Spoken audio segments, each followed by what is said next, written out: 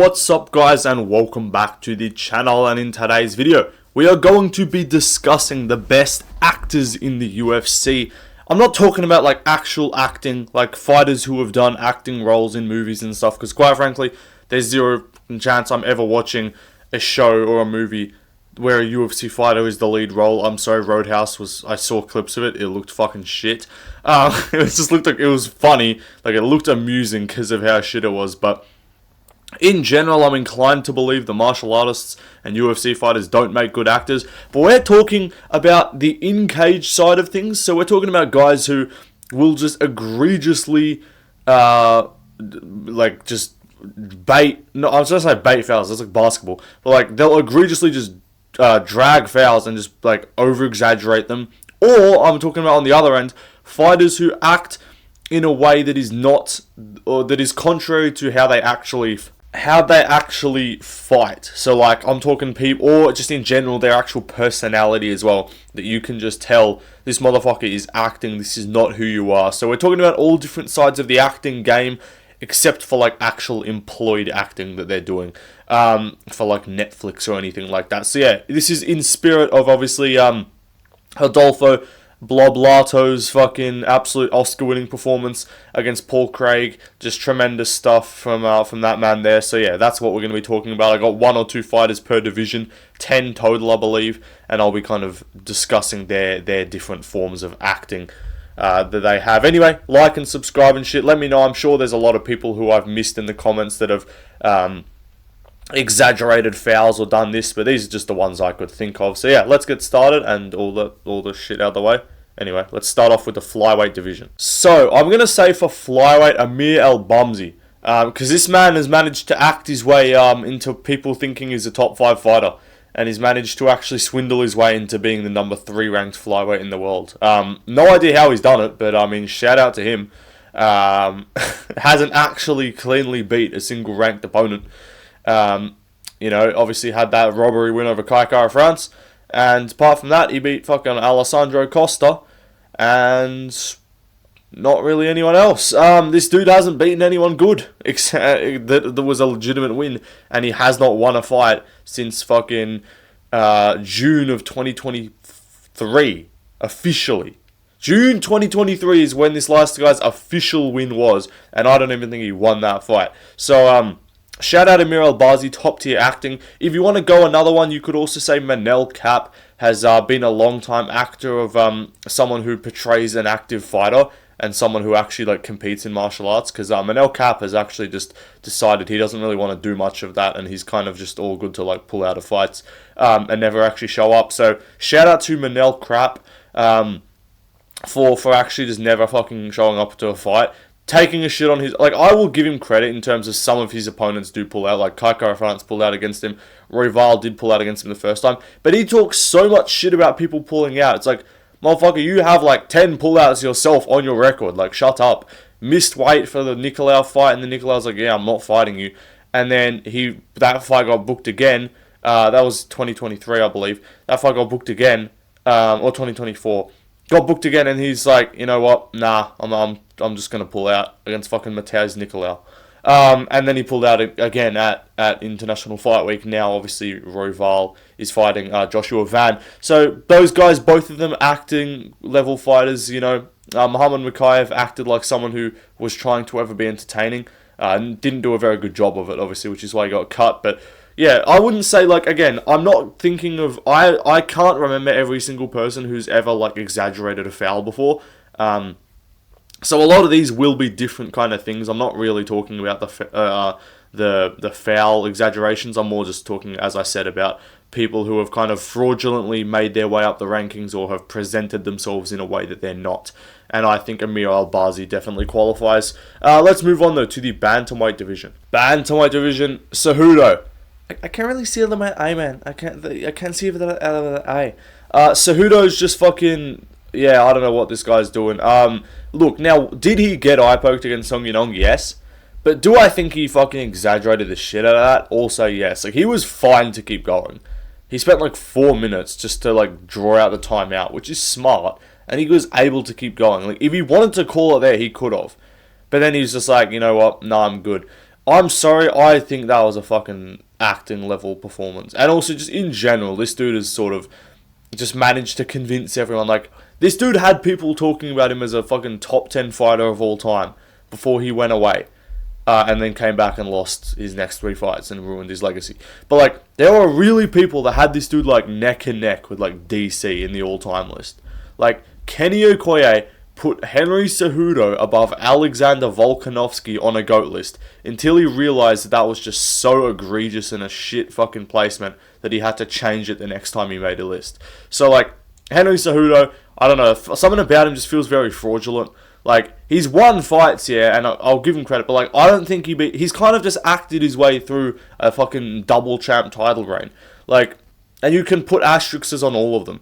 Like, I don't think he fucking beat DJ. I thought DJ won that fight pretty clearly. TJ Dillashaw cut to flyweight and had no chin. Then he moves up to bantamweight, fights Marlon Moraes, who I know that was the first loss of that losing streak, but we've seen since then, like, dude's durability and his cardio is fucking atrocious. And then he beat Dominic Cruz off like a 3-year layoff, coming off a loss. So, like, I feel like everything... And as soon as he comes back, bang, you lose to Aljo, lose to Marab, lose to Song Yadong. And I know he's older, but, like, I don't think that it's even that much of a difference. I think he's just generally overrated. Like, I think Peter Yan would have beat him before he left. I'm talking in his quote-unquote prime. Yan beats him. I genuinely believe, like, Sandhagen beats him at that time. Aljo beats him. Like, all these guys. Jose Aldo fucking would beat... The Jose Aldo that fought Peter Yan when they fought for the vacant title after Cejudo left. That Jose Aldo would have beat Henry Cejudo. And I maintain that belief. So, I don't know. Cejudo's kind of just a fraudulent fucking double champ to me, in my opinion. And he also obviously acted a little bit with that eye poke. Anyway, let's move on to the featherweight division. Featherweight division, obviously the Oscar-winning performance occurred while he was at bantamweight, but he's in the featherweight division now. Aljamain Sterling obviously won that Oscar back in the year of 2020 when he... Or maybe it was 2021. It might have been very start of 2021. But when he egregiously... I think it was 2021. Anyway, but when this man egregiously just, like, baited his way to a... He sat on his knees in front of another man to draw a knee to the face. Which, yes, the knee was illegal. I'm not trying to say, like, he drew a fake foul or something that wasn't a foul. He got fucking blasted in the face with a knee. You could kind of tell he was getting his wits about him. He'd gone for like a minute, and then because he started getting his wits about him, he started clocking the situation and realizing that he can in fact just win the belt because it was an illegal knee and it was deliberate. He can just draw a DQ, and he did it. And to this day, and I know people are going to say, you've never been kneed in the face like that. I actually have, like 2 days ago at training. It wasn't a knee. I got someone's the very top of their fucking cranium, the very top of the dome. We both shot a takedown at the same time. I go in, my head is facing forwards because that's how you actually shoot a takedown. This dude just shot with his head like down, so his skull is just facing forward like the top of his head. Obviously, if you don't know, the top of someone's head is way fucking more durable and difficult to break than someone's like front of their head. And so this dude just rammed his fucking skull into my cheekbone, and the impact was actually fucked. Like, it made a very loud noise. Now, this is a long-winded way of me telling you guys that I do actually train martial arts. And again, I'm not saying I can't compare exactly what the fucking force pressure meter was, but like, it was a very large fucking impact. I got like rocked from it because that's what happens when you take a fucking massive shot to the face. But then like about a minute later, I was able to kind of just walk off the mat myself, and it was fine. Now, again, would I be then good to just keep fighting at 100%? Probably not. Do I think that Aljo definitely got rocked from that? Yeah, but also, like, you get dropped from legal shots in fights and recover from the legal punches. It's just the illegal shots that inhibit your ability to fight for the rest of the fucking contest. So, I do think Aljo dragged it. He's redeeming himself now, though. He's having a good run at featherweight, and since then he has actually had a legitimate title reign, although you could say it was, if you want to pick holes, split decision over Yan, injured TJ Dillashaw, and Cejudo off 4 years off. You can kind of pick holes in it, to be honest, but it is what it is. Good job for Aljo. Anyway, let's move on though to the next fighter. Next up, lightweight. Not so much in the cage, but I'm talking his personality. Michael Chandler might have the title and the Oscar for the biggest fake nice guy award that there is. Because I think everyone who really has paid attention knows that Michael Chandler is a fucking dodgy dude. He's a scummy fucking person. He's a little rat as well. He fucking cheats and shit in fights, and then whinges when anything bad happens to him. Whinges when everyone like shit talks him and acts like he's some fucking victim. And he came along and like it's so obvious that he's playing up this nice guy. Hey, look at me, I'm doing all these good things. I'm doing my motivational fucking speeches, and like drop the act. You're a scumbag. Do I have any proof? No, not really. But do I just think he's really fucking odd? Like, yes. And I don't know, everything about him, his personality just, like, gets me the wrong way. Like, it just, to me, that just screams. Like, anyone with basic ability to, like, read humans and read other people, I feel like you could tell Michael Chandler's, like, a bit fucking dodgy. Now, maybe I would need to actually talk to the man in person and just kind of spend a day with him to actually kind of get his vibe and see. But I feel like if you did, you'd be able to tell very quickly if he was, in fact, completely masking and fucking having a whole facade charade about, I don't even know what words I'm supposed to be using here. Fancy-ass words, bro. Facade and charade, bro. Like, there's a fucking tremendous words. But, like, you'd pick up very quickly whether he's legit or if he's just really weird. Because if he isn't acting and that is how he actually is, that's a fucking weird thing to do. But, like, I don't know. Chandler just seems like he's always on script. Am I wrong for saying it feels like Chandler's entire fucking like dialogue is just off script, like like off a script, not off script. Like he's reading a script. I'm like, bro, fucking what is this? Like pre-recorded fucking bullshit, like monologue that you're reading. Like I don't know. Chandler just seems weird to me. This acting shit. He also managed to fucking he kept acting and convincing some people that he was ever gonna fight Conor McGregor. And he still probably thinks he's going to at some point. And I do feel somewhat bad for him that he's going to retire without ever getting that fight. When he definitely was planning and definitely was like, I'm getting this. This is going to change our lives. And yep, nah. But like, yeah, what's the question? Chandler? Conor? Yeah, Conor's coming back late 2027. So we'll see what happens with that when we get that. That's going to be probably about UFC fucking 362. Yeah, we're doing Conor versus Tony Ferguson for the belt, for the belt, undisputed title. Good luck, kid. Michael Chandler, you can fucking fight Grant Dawson. Like they don't. It's actually quite funny, but anyway, Michael Chandler. I think we all kind of get the vibe that he's a bit of a weirdo. Anyway, let's move on to the welterweight division. Welterweight, take a what from who? Hey, y'all must have forgot. I always was and still am the fucking boogeyman. That's not even a fucking Usman impression. That's just me reciting what he was saying. How do you even talk like Usman? I'm a fucking problem.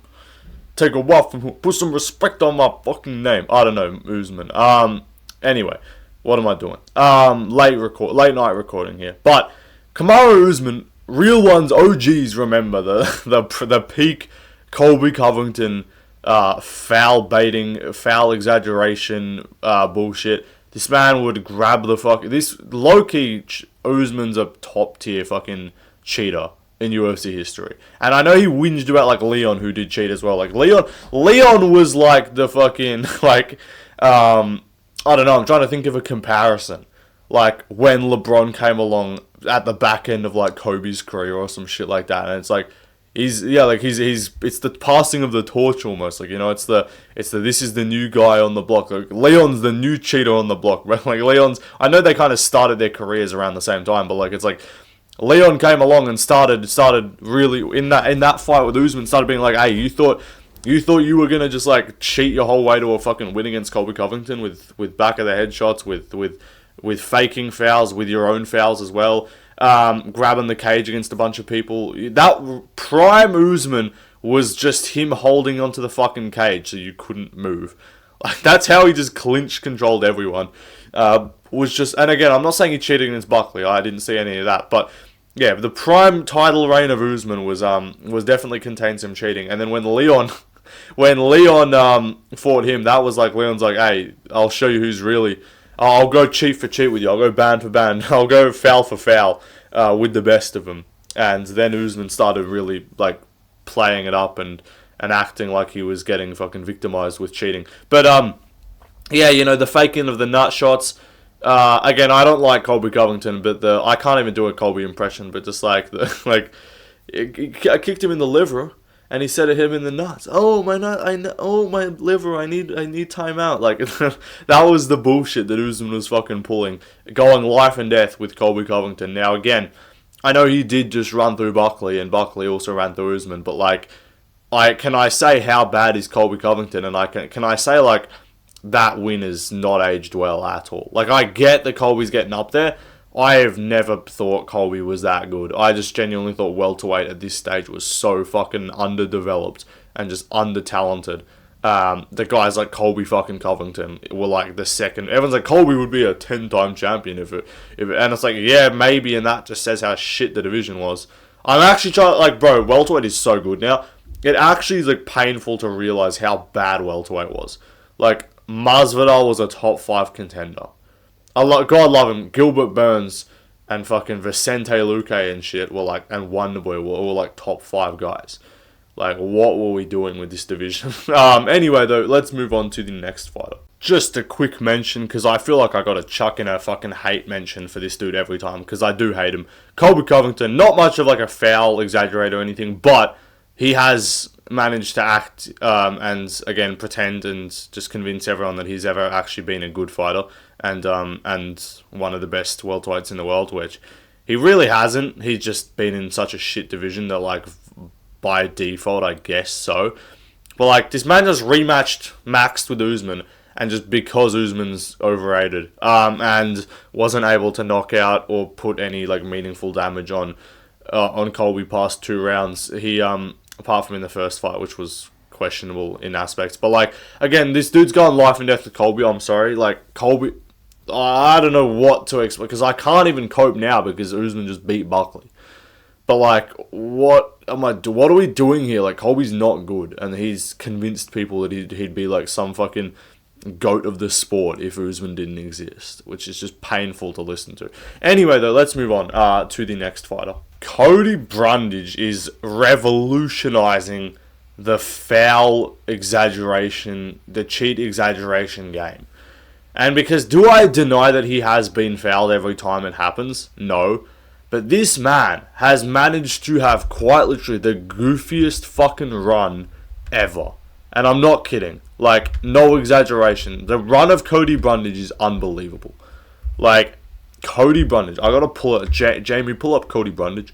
I gotta pull up Cody Brundage. Because this dude is gonna have a job for like the next 4 years. Because he's just gonna keep pulling shit like this. This man's career. How many fucking UFC fights does he have? I'm actually okay with keeping him around. Because he is just goofy and it's fun. But if I can fucking find if my Sherdog will load, which it never wants to do. He's 11-7. Right, and how many fights does he have in his career? 3, 6, 9, 10. What the fuck? 1, 2, 3, 4, 5, 6, 7, 8, 9, 10, 11. He's got 12 fights. This dude's a vet. He's 11-7, and 12 of those are UFC fights. And one of them was a loss on. He had a loss on Contender Series. Lost to Nick Maximov. This was before he started doing the goofiness. He subbed Dolce Lugiambula, Trajan Gore with those guillotines, right? Mikhail Ojacek smoked him. Vieira beat him. Cedric Demas beat him easily. Like, you're like, okay, this dude's a bum. He's losing to Cedric Demas. He's on a 3-fight losing streak. He's about to get cut. He pulls the fucking shenanigans with Jacob Malkoun when he got taken down immediately, was getting beaten up, and then just got elbowed in the back of the head, and then just acted like he was just dead and fucking had been vegetabilized and got a DQ win, right? And then next fight, he slam KOs Zach Reese. Like, as you do, just chilling, you know? Just throwing in a cheeky slam KO over Zach Reese. Then he fights Bo fucking Nickel low-key mini fraud checks Bo Nickel. Then he fights Abdul Razak Al Hassan, another back of the head shot related incident. This time this one was a no contest. I guarantee you, because the refs were like, no, we're not doing this fuckery again. You're not getting 2 no contests, 2 DQ wins on your record. Then he gets Marquez, has the goofiest fight ever. Now he has this Abdul Malik fight where Malik's a minus 1,000 favorite and he low-key fucking fraud checks this dude and makes him look mid as hell. And then is arguably winning the fucking fight until he starts scrapping randomly with Malik, gets headbutted, dropped, finished, and then they check the replays, it was a headbutt. So this dude's career has just been genuinely retarded, but he is definitely... even in the fucking Abdul Razak Al Hassan, it's like you saw him get elbowed, and then it looked like Brundage was like protesting the stoppage because you're like, oh, I'm still there. And then he realized that he'd called time and called back of the head, and then he started fucking milking it, and then being like, oh, I'm vegetabilized, and then tried to get the DQ, and they weren't having it. But yeah, Cody Brundage is a prime foul baiter, I can't lie. Anyway, he actually just like presents the back of his head to his opponent and like tries to get them to hit it. I swear to God. Anyway, let's move on to the next fighter. Sean Strickland is another sort of personality to fight style actor where this man has managed to convince the casual fan base that he actually goes to war every time he fights.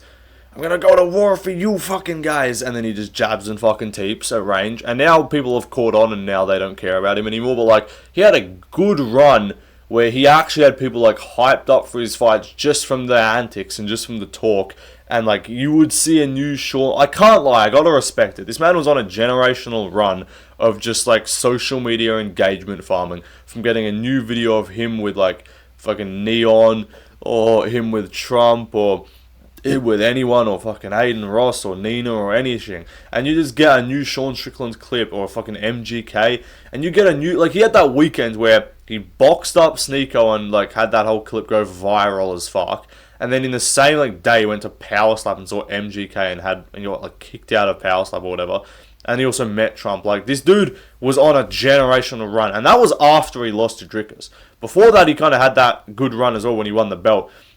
Which was a fun time in the sport, even though I never claimed that Strickland was a fun fighter. But also, like, you'll hear Izzy fans call Strickland boring, and then in the same sentence be like, I miss Prime Izzy. I miss Prime Israel Adesanya. I miss Prime Stylebender. He was just so talented. He was just the best ever. It's like Prime Izzy was literally just like a fucking alternate switch styles version of Strickland. Strickland jabs and teeps at range. Izzy jabbed and low kicked at range. Like they were the same guy, just reskinned. And I'm not joking. They didn't fight, but just Izzy did have the occasional KO threat if his opponent ran in with no defense. But like, they are not dissimilar fighters. Like, in another time, Sean Strickland's a 5-time defending champion via jabbing and kicking people at range, and people in 10 years would be talking about prime Sean Strickland as some exhilarating fighter. Anyway, had to chuck in another Adesanya straight there. Let's move on, though, to... It's a compulsory part of every video. Let's move on, though, to the light heavyweight division. The man of the moment, Rodolfo Bellato. I'm sorry, bro. This guy. You will not be forgiven. Because low-key, like, I never was high on Bellato. Like, no, I never claimed he was good. He's clearly a bum. But again, this dude's had some goofy-ass fights, too. He had the Ihor Peteria fight where he looked so shit and then somehow managed to come back and win. And then I don't think he fought for like ages, and it was like, and then he must have fought someone before Jimmy Crute, or was it just that he was out for that long that he only then fought Jimmy Crute? But whatever, he did the Jimmy Crute fucking bullshit shenanigans, and they had a draw. This man's gone from a comeback TKO and a draw, and just looking so shit in all of his fights, but somehow still getting results. I swear to God, he had another fight between there though, but I forgot what it was. I need to check, just because this is going to bother me. I'm not a casual, guys. I just don't remember fucking Rodolfo Gelato's UFC run. Because I do recall him being out for a while. So maybe he did just go straight from the Peteria fight to the Crute fight. But yeah, this man brought out a Oscar-winning performance that the likes of fucking Leonardo DiCaprio and Will Smith and fucking... all these other actors and shit, you know, Sydney Sweeney, that's the only fucking movies that I watch anymore at this stage. I gave up on watching Netflix shit, just whatever Sydney Sweeney's in, and just certain clips of the movies, not the whole thing, you know. But no, I'm talking world-renowned actors would be proud of this performance, like Hollywood scene, fight scene, actors that are doing flips and shit all over the place, they would be proud of Belato's fucking performance here. Because he was doing some movements that I didn't know you could even move. Like, he was... I'm not bugging, it did just go straight from the Pateria to the Crew fight. I thought he was, like, must have had one more because he didn't fight the whole of 2024. He was booked against Umar Sy, though. God, that fight would have been fucking terrible as well. But this man was... I need to pull up... I'm live... you're not going to see the actual clip on the screen because I'll get copyrighted. But I'm pulling up the Belato incident because I need to just check how fucking egregious this was. Let me see. Like, bro. Like, this man... I'm watching it now, hang on. Is it... So he gets kicked.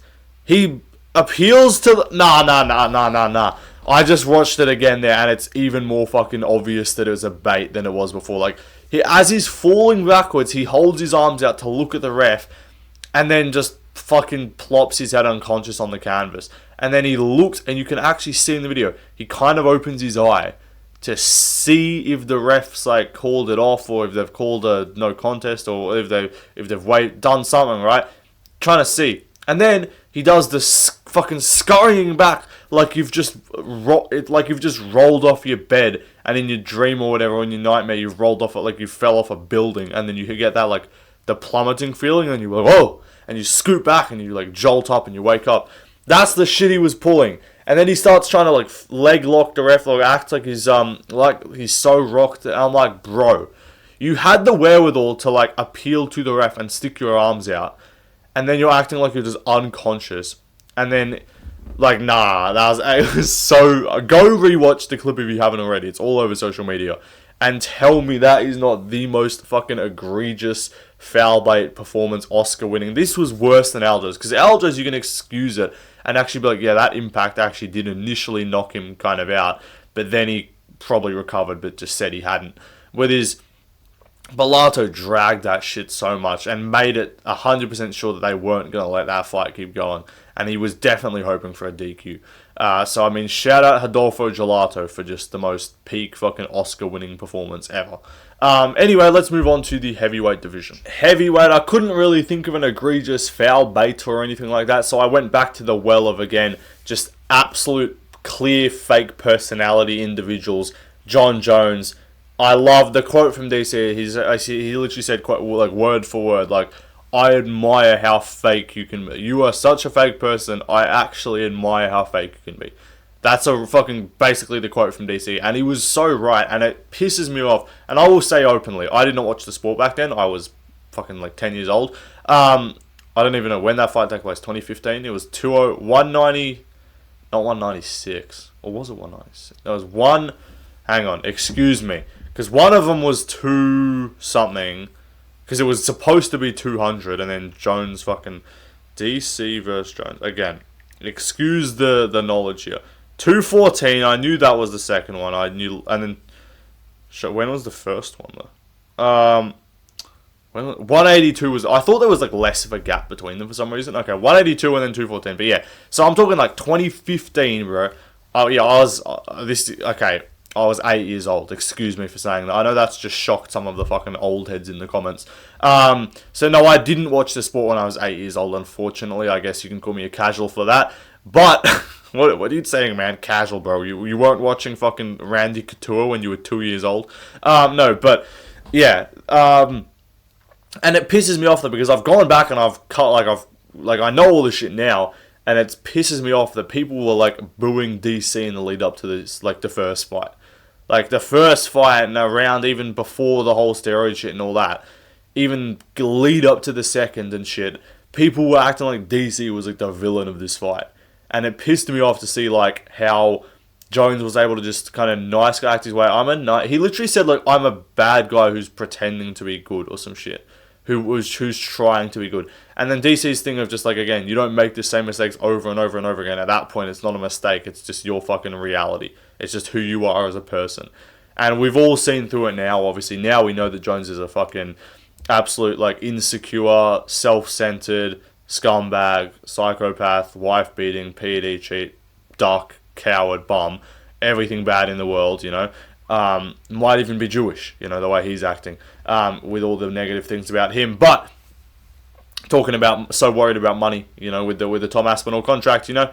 We might have to do an ethnicity check on him anyway, or a religion background check, who knows. Is his name John Jonenstein or some shit like that? Anyway, though, that'll do it, guys. Hope you enjoyed the yap. Like and subscribe and shit. Drop some more videos you guys want to see. I got a new tier list, probably. I'm doing UFC fighters I would trust to defend me as my lawyer tier list, and I got the prison hierarchy coming to 15k. So